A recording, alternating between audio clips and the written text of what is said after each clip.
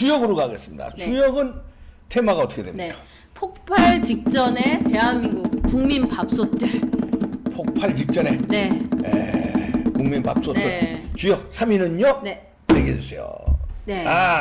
김종인. 김종인 비대위는 지금 뭐 여기 뭐 많은 채널에 나오고 있지만 사실 많은 사람들이 기대를 하고 있지는 않습니다. 근데 김종인 비대위에 김종인에게 기대하는 것은 메시지예요.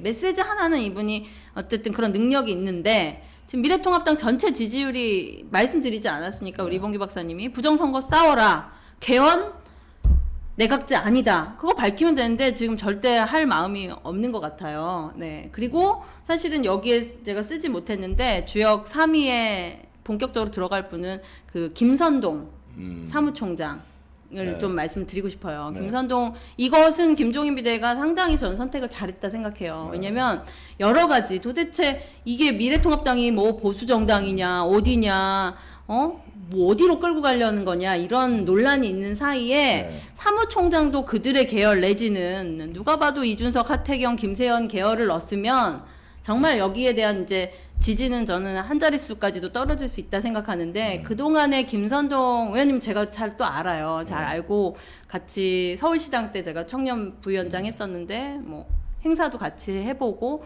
김선동 의원님 같은 경우는 일단은 그 박근혜 대통령 청와대에 근무를 했었어요. 네. 그리고 제가 사진을 준비를 못했는데 상당히 이 애국심과 이 대한민국 걱정하는 마음을 갖고 계신 분이에요. 그런 분을 일단 사무총장에 앉힌 게 저는 무슨 생각이 드냐면 쇼인가?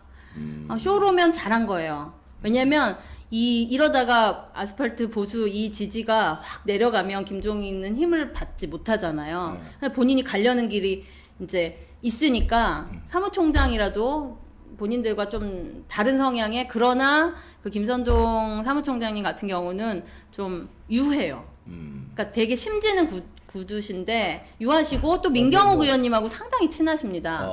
그래서 민경욱 의원님에 대해서 사실은 각을 찌고 이렇게 갈 분이 아니에요. 다행히 사무총장이 이들이 하는 워딩과는 다른 그런 분을 일단은 해서 좀 이 뭐라 그럴까요? 중간에 이 딱 지지하는 마음이 일단 붙었고 그것은 잘했다. 왜냐면 사무총장을 또 김용태 이런 분을 써봐요. 그러면 이거 뭐 그냥 난립니다. 그런데 그렇게 안 한 것은 잘했는데 지금 요번 주 저는 김병민 교수님 사실 여기도 나왔잖아요. 예, 근데 고정으로 나왔었는데. 이렇게 셋이 이제 청년 비대위원이 됐어요. 김재섭은 그동안 문제가 많았던 그 청년 비대위의 유일한 카드로 들어왔는데 이 김재섭이란 비대위원은 좀 뭐라 그럴까 약삭 빠르다고 해야 되나요? 빠른 게 본인이 청년 비대위 뭐 이렇게 하면서 50%뭐 주장했지만 이제는 그런 것이 중요한 게 아니라 자기도 자기의 좀 실수를 안다 이런 식으로 페이스북에 워딩을 썼어요. 싹 올리다가 또 탁 뺄 땐 빼고 머리는 상당히 좋은 친구 같아요. 그리고 아까 말한 천하람보다는 그 카드에서는 그냥 그런 친구로 보여지고 정원석 저 친구는 강남을 당협위원장이었었는데 그냥 뭐라 그럴까요? 이 김종인 비대위원장이 이제 수월한 캐릭터고 이 중에 이제 김병민 교수가 저는 그래도 제일 기대가 됐던 그리고 저랑도 방송 한번 또 출연도 했는데 갑자기 이건 이제 잘 기대하고 있었는데 많은 사람들이 이제 보수 또 패널로서 또 아침 프로도 많이 나오잖아요. 저도 축하드린다고 비대위원이 많이 도와주세요 이렇게 되게 좋았는데 어제 갑자기 이런 기사가 떴어요. 민경우 의원한테 경고 메시지 줘야 된다고 주장을 했어요. 그래가지고 이것 때문에 어제 밤에도 저는 김병민 교수와의 관계를 밝혀라 막 사람들이 막 저한테 얘기를 하기도 하고 왜 민경우 의원 탄압에 김병민이 나서냐. 그래서 저도 이거 참 안타깝습니다. 그리고 이게 근데 이런 건 있어요. 부정선거에 대해서는 별로 밝히고 싶어 하지 않고, 윤미향 건에 대해서는 끝까지 가려는 그런 마음은 아마 있었던 것 같은데요. 그래도 저는 이런 워딩을 본인이 굳이 할 필요는 없었다고 생각해요. 그리고 지금 약간 그 김종인 비대위의 대변인 역할을 거의 우리 김병민 교수가 하고 있는 것 같은데, 물리적인 나이가 젊다는 게 아니라 이번 선거에 드러났듯이 수도권과 중도층의 민심을 가장 무겁게 청취하고 국민들이 요구하는 시대 변화에 발맞춰 이렇게 해서 지금 메시지는 진취적 정당, 그러니까 진보보다 더 앞선 진취적 정당을 하겠다라고 표현은 했는데 민경욱 의원 지금 그렇게 하는 게 모르겠어요. 일정의 쇼일 수는 있다는 생각은 들어요. 왜냐하면 너무 또 중도들을 표를 먹어야 되는데 중도들을 표를 이 부분은 누군가가 얘기를 해야 네. 또 이쪽에 대해서 그래도 그렇게 안 하는군 하면서 이렇게 올 사람들이 있어서 그렇게 했는지는 모르겠으나 많은 분들이 좀 화가 났어요. 부정선거 관련해서. 저 김종인 비대위를 문재인 정권과 민주당 주사파들이요 네. 이용할 수 있어요. 어떻게 이용하냐면 지금 그래, 네. 보수를 괴멸시켰잖아요. 네. 이거는 보수가 아니잖아요. 네. 그러니까 말하자면 실용정당 지금 주장하고 있죠. 네. 말로는 중도라고 그러는데 네. 그 역할을 한 거죠. 중도면서도 약간 좌파에도 가깝단 말이에요. 네. 경제민주화 네. 주장하는 거라든지. 그런데 이제 이렇게 이용해서 보수를 일단 아스팔트 뭐 보수 이런 거 다 괴멸시키고 약간 중도에서 좌파인 이거 이제 이렇게 하나 당 내세우고 네. 자기들은 완전 주사파 완전히 왼쪽 빨간 사람들이니까 그렇게 대한민국을 이제 운동장을 그렇게 만들어 놓는데 지지율을 띄울 수 있습니다. 오히려 김종인 비대위 들어와서 그런 것 같아요. 지금 모든 언론이 김종인 비대를 갑자기 언론도 언론이지만요. 네. 차이나 게이트 아시잖아요. 네. 1,000만 명이 중국에서 이거 조작한다는 거 아니에요? 한국에 대한 여론을. 그러면 여론을 막 조작하고 네. 댓글도 막 조작하고 그다음에 여론조사라는 게 그렇게 해서 조작하면 여론조사 지지율이 올라가잖아요. 네. 아니 문재인 지지율이 60몇 %가 나오는 게 정상입니까? 정상이 아니 그게 조작값 아니에요? 네. 아니, 선거도 조작을 했는데 뭐 지지율 조사는 아무것도 막- 껌이죠, 껌. 그 껌이지. 그렇게 차이나 게이스트가 있잖아요. 그래서 김종인 비대위가 들어서서 이제 조만간 이제 뭡니까 지지율 조사 나올 텐데 네. 정당 지지율 쓱 올려놓습니다 이제. 그럴 확률이 높네요. 예. 그러면서 싹 데리고 가는 거지. 데리고 가면서 아주 보수 아주 괴멸시키고 네. 이용할 수 있습니다 이렇게. 충분히 그래서 그럴 수 있다고 그런 생각합니다. 거에 네. 또 이런 김병민이 같은 친구는 네. 잘 모르고 있다가 거기서 놀아나고 김종인의 어떤 지시였는지 모르지만 슬쩍 이럴 수 있죠. 그 부정선거 말도 안 되는 소리를 하는데 걔네들 때문에 보수 꼴통들에 골치 아파 이러면 또 역할 김병민은 맡아서. 또 역할 맡아서 좀 이렇게 또 선수로 나올 수 있어요. 근데 안 하셨으면 좋겠어요. 김병민 교수가 굳이 그거 안 하고도 할 일이 많으니까 그러니까. 지금 부정선거에 대해서는 괜히 저는 아껴서 하는 말이에요. 진짜 반듯한 응원하는데 친구인데. 좋은데 왜 이준석 가는 길을 괜히 본인이 거기다가 다른 채널에서 이제 이준석과 친구다 이렇게 프레임을 씌워놨어요. 그래가지고 이 발언 나오기 전부터도 근데 뭐 그렇게 되지 마십시오. 이준석처럼 되면 안 돼요. 아까워요. 그리고 4년 뒤 이번에도 이제 저는 되게 성격도 좋고 사실 인성도 아이 아빠 아유. 새아이 아빠고 저는 또 아니, 새아이 그리고 엄마거든요. 반듯한 친구예요. 네, 근데 그렇게 이용당하면 너무 아깝고요. 많은 분들이 지금 화가 나 있어요. 이번 주에는 김병민 교수에 대해서 저한테도 막 어떤 사람이냐, 뒷배가 누구냐 이러는데 저 뒷배를 모릅니다. 근데 4년 그래도 저는 이 김병민 교수를 왜 좀 좋게 봤냐면 서초 구의원 출신인데 지방의회를 거치고 패널로서 오래 하다가 지금 요번에 광진갑에 나왔잖아요. 그리고 여기서 이제 조금 쉬스토리 하나를 말씀드리면 사실 이번 아까 그 롯데문화재단 이사장을 갔던 김영호 네. 이 사람이 김병민 교수한테 제안을 하나 합니다. 뭐라고 제안하냐면 종로에 나가라. 여러분 아시겠죠? 이 당은요 손수조가 필요한 거예요. 매 순간에 야 이낙연하고 싸울 거기 김병민 거기 가서 하면 종로 뭐 요번만 기회겠어? 한번 죽으면 또 나중에 또 키워줄게. 그렇게 했습니다. 근데 결국은 제가 뒤늦게 들은 얘긴데요. 아마도 황교안 대표가 종로를 나가기 정말 싫어했대요. 근데 그 사이에 김병준 네. 전 비대위원장이 왜 그분이 종로 사시거든요. 네. 그럼 내가 종로 나가겠다. 어차피 이낙연 쉽지 않아도 내가 이번에 가서 죽겠다 했는데 그때 황교안 대표가 절대 그 꼴은 여기 김병민이 가야 되는데 왜냐면 김병호 안 되는 애가 가서 그냥 우리 종로 안 됐고 이제 황교안 대표 다음을 했어야 되는데 그때 방송할 때 그 이봉기 박사님이 종로로 나가시는 게 좋다. 근데 어쨌든 정치는 직면을 해야 된다 이렇게 하셨잖아요. 그러고 그 다음 날인가 다다음 날 결정됐거든요. 네. 갑자기 황교안 대표가 여론이 종로를 나가라고 한다면서 결정됐다고 이제 들었어요. 부정선거 아니면요 황교안 대표가 이겼을 수 있어요. 맞습니다. 그럴 수 있습니다. 근데 어쨌든 이게 뭐냐면요. 그러니까 김병민 교수를 거기선 김영호 쪽일 때 죽으러 가라고 한 거잖아요. 절대 이 당은 어떤 누구를 키워내고 어떻게 할까가 아니라 야 우리의 기득권을 유지하는데 그 어떻게 보면 거기서 벌써 이 비판적인 생각을 가졌을 거예요. 근데 요번 김종인 비대위에서는 어떤 면에서는 역할을 주는 거로 느낄 수 있습니다. 그거 그때와는 달리. 그러면 나서게 되거든요. 근데 지금 부정선거 관련해서는 그냥 말씀을 모든 걸 동의하라는 건 아닌데 그냥 안 나서 주시면 좋겠어요. 왜냐면 국민 공분이 생각보다 크고 어제만 해도 그 민경욱 경고 메시지 줘야라는 그 발언을 김병민 교수가 한 것에 대해서 많은 사람들이 저한테도 막 악플이 달릴 정도로 그만하시라고 이렇게 좀 말려달라고 그러시는데 그냥 뭐 여기까지만 하시고 멈추세요. 하태경 보지 않습니까? 저는 개인적으로는 정말 잘 됐으면 해서 드리는 말씀이고요. 금태섭 어떻게 여기다 어제 더불어민주당은 어제부로 사실은 거의 금태섭 의원을 제명 처리 징계죠. 네. 네, 좀 말씀을 드리면 당론 위배라는 이유로 금태섭을 징계했는데요. 당론 위배.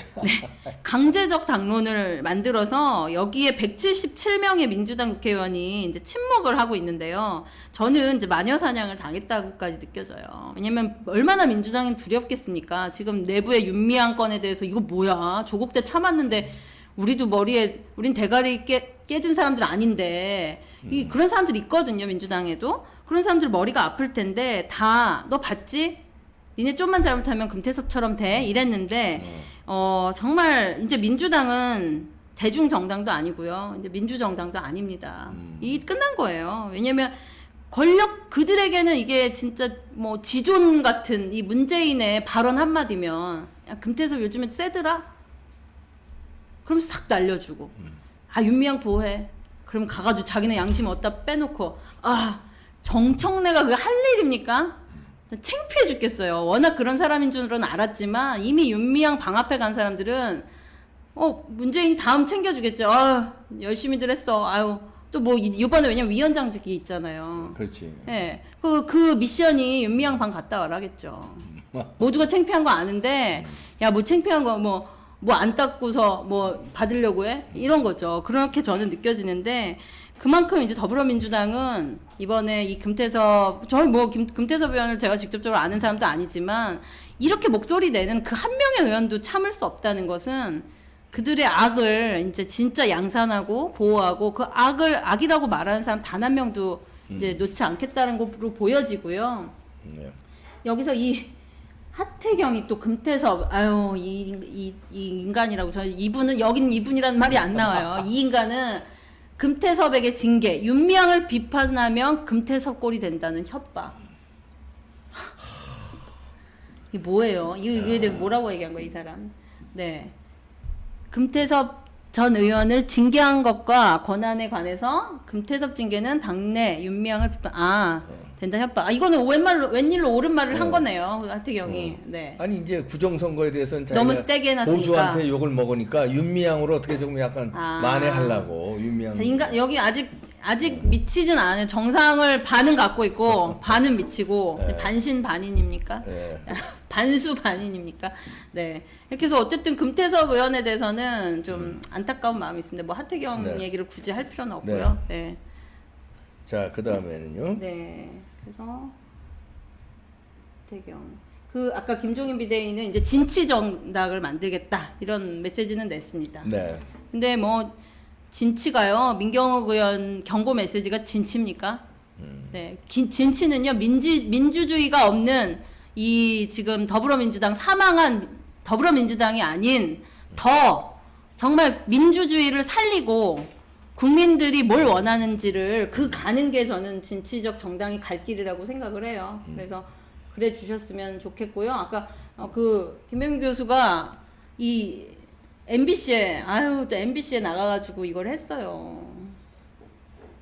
분명한 경쟁. 그러니까 여기서 근데 이것도 악의적 편집일지는 모릅니다. MBC가 워낙 그렇잖아요. 우리 박사님도 지금 저는 그 PD 수첩 그 여자 기자가 막 박사님한테도 한 거 미리 찍어 놓으셨잖아요. 너무 잘하신 게 앞으로 유튜버 분들 요번에 분명히 MBC PD 수첩이 악의적 편집을 해서 이제 방송이 나갈 텐데. 네, 정강욱 목사님을 그때 막 MBC 그냥 다큐로 때려버리지 않습니까? 이번에도 그렇게 할 확률이 높은데 저는 좀 요번 그 건에서 안타까운 게 이제 안정권이라는 그 한 네. 분이 있는데 굳이 본인이 막 요번에 그 PD 수첩을 알고 찍더라고요. 근데 저는 안정권 유튜버 어쨌든 역할 충분히 또 집회도 잘하고 역할이 있는데 괜히 MBC PD 수첩에 먹잇감이 왜 되는 거지? 이런 좀 의문을 가졌어요. 그래서 굳이 그렇게 이 유튜버끼리 싸움을 막 MBC에 보도하는 것처럼 그렇게 느껴지는 것들은 지금 전혀 도움이 안 된다. 네. 뭘 위해 뭘 싸우는 건가 그런 생각이 조금 들었고요.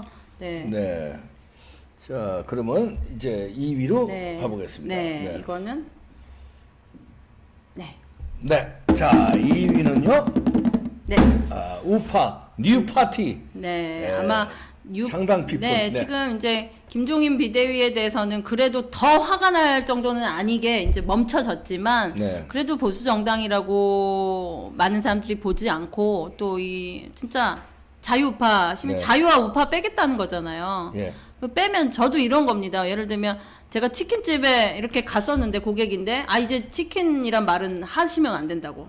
여기에 오시면 치킨 주시라는 얘기는 안 된다 했죠. 이러면은 닭튀김 주세요 이래야 되는. 예, 아니 뭐 자기네들이 쓰는 영어 고기 막 이렇게 뭐 다른 말을 쓰라는 거죠. 그러면 유권자 뭐지? 이제 유권자들이 처음엔 당황을 해요. 근데 니네 아니면 치킨집 없냐? 이렇게 되거든요. 그럼요. 예. 지금 그런 움직임인 거예요. 그러면 이제 그때 알겠죠. 이제 치킨집 팔이 날리면 그때 압니다. 치킨 여러분 치킨이라고 쓰셔도 됩니다. 이미 늦은 거예요. 근데 지금 창당 준비들이 저는 지금 움직임이 있는 걸로 알고 있고요. 생각보다 빠르게 움직이는 것 같아요. 그래서 어쨌든 비대위는 이런 생각을 갖고 만약에 근데 이런 겁니다. 여기 문재인 정권이 띄워서 막 비대위가 잘 되는 것처럼 보도가 되는데 실제 현실을 느끼는 거는 우리 부정선거처럼 느끼는 거죠. 거기에는 전혀 지지가 안 가고 있는데 지지처럼 띄우고 실제로 그렇게 되면 이 가게가 번성을 하는 겁니다. 저는 지금 새로운 창당이 왜냐면 지금은 사실 뭐 총선 기간도 아니고 지방선거 기간도 아니잖아요. 네. 이럴 때가 중요한 건 게요. 본인이 먹을 게 없을 때 있는 국민들이 애국 시민입니다. 그리고 애국 시민들이 무서운 거예요. 그분들이 국민 밥솥이에요. 왜냐면 대다수의 정당에 와 있는 사람들은요. 본인이 뭘 먹으려고 온 거예요. 그리고 먹을 게 없을 때 지금 먹을 게 없는 시기거든요. 이런 때 정당 활동 열심히 안 해요. 근데 이런 시기에 새로운 창당에 열심히 하는 분들은요. 진짜 나라가 걱정되는 거고 저 기존에 우리 야당 여당의 정치인 300명의 국회의원들한테 기대치가 없는 겁니다. 그리고 저도 사실은 이제 요번에 전 CNN 근무하셨던 어떤 또 한 분을 제가 뵀어요. 언론 얘기를 들으면서. 근데 그분도 이제 정치권에 있었지만 전혀 무슨 얘기가 더 와닿는 얘기가 나왔냐면, 정치는 이 애국심을 갖고 정말 나라를 생각하는 사람들이 하기가 어려운 직업군이다. 너무 저 놀라운 일이었는데, 왜냐면 이분도 그 안에서 많이 겪어봤고 또 뭐 두 대통령 시절에 다 이제 어떤 추천들도 있었어요. 근데 결국은 그 길을 안 가시고 멋지게 자기 삶을 살고 계신데, 그들의 그 계파 거기 안에서의 넌 내 꼬붕, 너는 내 말 들어, 너는 그 서열을 만들고 그 조직 하에서 왜냐면 표가 있잖아요. 네. 입법을 하는데 결국은 요번에 탄핵 찬성파, 탄핵 반대파 계속 그거를 만들어내는 새싸움이 있는 곳이고 그게 국회구나. 저도 요번에 이제 다른 생각을 좀 갖게 됐어요. 정치는 그런 자들이 하는 것이 돼버렸구나. 되게 국민으로서 슬프고. 그럼 저도 무슨 생각이냐면 여기에 김종인한테 잘 보이면 뭐 내년 재보궐 뭐 받겠죠. 뭐 그런 사람들도 여기 가서 쫙 서 있는 겁니다. 근데 뭔 의미가 있나? 지금 현재 보는 300명의 의원한테도 기대치가 없는데 그러면 좀 새로운 창당에서는 물론 진짜 권력을 잡아와야 하지만 근데 대권 주자가 여기서 나올 것 같지가 않아요. 좋은 대권 주자가 나올 것 같지 않은데 진짜 대권 주자와 자유우파 이 정당의 신념을 갖고 있는 이런 사람들이 함께 힘을 합쳐서 다른 에너지를 만들어내야 한다. 그런 생각을 시간이 이렇게 많이 남은 것도 아니에요. 네. 지금 20개월도 안 남았는데 네. 다음 대선이요. 네. 지금 빨리 창당을 해서 네. 제 생각에는 가을쯤은 이제 만든다고 그러는 것 같아요. 근데 네. 그것도 빨리 만들어서 지금 준비에 들어가야 된다. 그리고선 그러면은 빨리 만들어야 이제 이 지금 실망한 네. 이제 통합당에 실망한 이제 국민들 다 받는 것도 중요하지만 거기서 또 나와줘야 돼요 현역들이. 네, 여긴 가치가 안 맞아. 맞습니다. 나는 김종인 비대위하고 가치가 안 맞는 사람들이 담은 몇 분이라도 그쵸. 나와주고 이래야 되기 때문에. 그리고 이제 김신혜 씨도 신당으로 네, 뭐 가시는 저도 가겠습니다. 저는 왜냐면 이쪽 일단 이쪽하고는 지금 안 맞아요. 안 돼, 안 돼, 여기. 저도 줄 여기 서. 아예 여기. 저희 남편이 오죽하면 저 여기 와가지고 지금 기다리고 있는데 들어오라고 그러지. 와이프 좀 이따 이제 인사 끝날 네, 때 올게요. 근데 저 이제 사람들한테 뭐라고 얘기하냐면 우리 와이프는 좀만 줄을 쓰면 될 것 같은데 줄 서는 법을 배운 적이 없다. 줄 서는 줄을 모른다 이래가지고 그냥 제가 미안하더라고요 갑자기 남편한테. 그래서 돌아 간대요. 근데 못 쓰겠어요. 이건 아니에요. 아니 그리고 여기는 이미 저 갈 길이 통합당은 제가 볼 때 진짜 리얼로 여론조사를 한다면 네. 지금 굉장히 떨어졌을 거예요. 근데 이제 차이나 게이트로 또 올려줄 텐데 신당에 많은 국민들이 네. 관심을 모을 겁니다. 네. 이게 기대됩니다. 우파 네, 파티. 화이팅!